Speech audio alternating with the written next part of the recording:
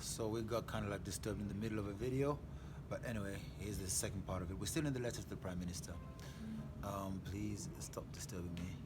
And there we go. Still on the letter to the Prime Minister, and it says the overall objective of the components is to intensify the velocity of exchange within the quantity theory of money supply. We already said that one. And we say this and the adoption of land value taxation or the extrapolation thereof are the solid underpinning that will support a variety of platforms for public participation. That's how we're going to turn this business into the people's business and the rest of the economy's business, all right? And all of the whole of the world. Now we're going to make sure how we're going to safeguard Jamaica's right to it, okay? That was the CCSR. So here we go. The justification for CIPR, dog. Oh, let me tell you something, bird shit. The justification for CIPR is somewhat what the Honorable Minister has demonstrated by getting reggae on the UNESCO list, and the text that accompanied that process is accurate. So I'm really bigging up the minister for what she did. A lot of people in the industry did not understand, and they were like, what's that about, and blah, blah, blah, blah, blah, blah. You know, but that's the hustling mentality. You know, and that's what we want to take reggae out of, that little hustling mentality, where people think that $1 million is a lot of money, where people think that 50 million is a lot of money, where people think 100 million is a lot of money. It isn't. Okay, it isn't. We are many people all over the world who listen to it, who contribute to it. Many were taken into slavery. We are contributing in so many areas. It is nothing, and we need to look at this as exactly what it is. It is way, way more than the few millionaires that we have in reggae music. That's the hustling part of it. Okay, and that's why a lot of people do not understand what Babsy did, but I understand it, and we're getting a symposium out of it. The justification for CIPR is somewhat what the Honorable Minister has demonstrated by getting reggae on the UNESCO list, and the text that accompanied that process is accurate. If artists and music consumers established CIPR, violations of intellectual property rights would be easier to curb. Stop there. The structure itself would make lawsuits unnecessary, as it would be in everyone's interest to contribute and thereby benefit from the ownership of music rights. Okay, that's a very Rasta thing to do. So we're doing His Majesty's works, and UNESCO's United Nations is all founded on His Imperial Majesty anyway. So, number 3, the practical function of the reggae dollar. As a tool for concerted, united, focused, and sustained fundraising, the reggae dollar will fill the gaps that exist because of the many subtleties in dynamics which are normally overlooked, even in cases where social enterprises are established. That sounds deep, and it is, and there's a lot to unpack there.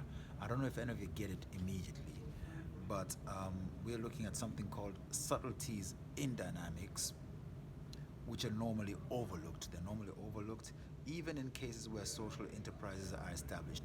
There's an idea about the structures that we have at the end all of all structures, and that the remedy to the inequality is the idea of social enterprises, but it isn't, because it's still within the same paradigm, and that needs to be challenged.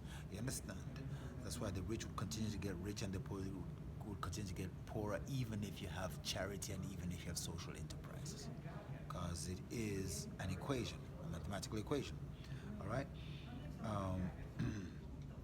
Even cases where social enterprises are established. In fact, because of the idea of social enterprises, we tend to not imagine solutions outside of the box. This is an incomplete mathematical equation, and we should be compelled by our intelligence to complete it.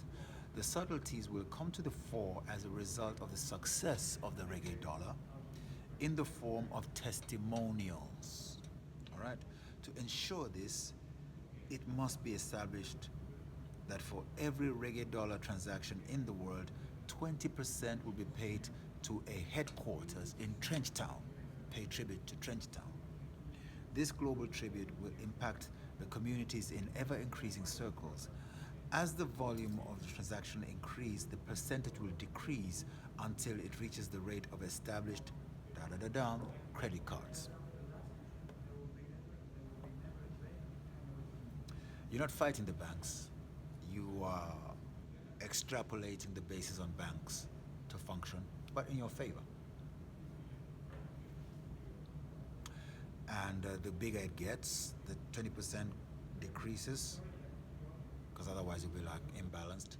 But but it would still be more because it's like reaching out to billions of people now, and the little percentage, like on every credit card, actually going to Trenchtown. Trenchtown will be a totally different place from the Trenchtown you see now. It has to go that way because of me being a Bob Marley disciple. Then it has to go that way. You know, reggae must come back and benefit where it came from. And there are biblical principles for that, which I present in a letter to the president of my country, Malawi. That'd be another letter that we have at the symposium. And we're now coming to the end of this letter. So these are the basic outlines of the general direction for this practical tool. Jamaica and the world is full of brilliant young minds with many ideas and inspiration, and without a doubt, a combination of the reggae dollar and those minds will usher in a golden age the world has not witnessed before.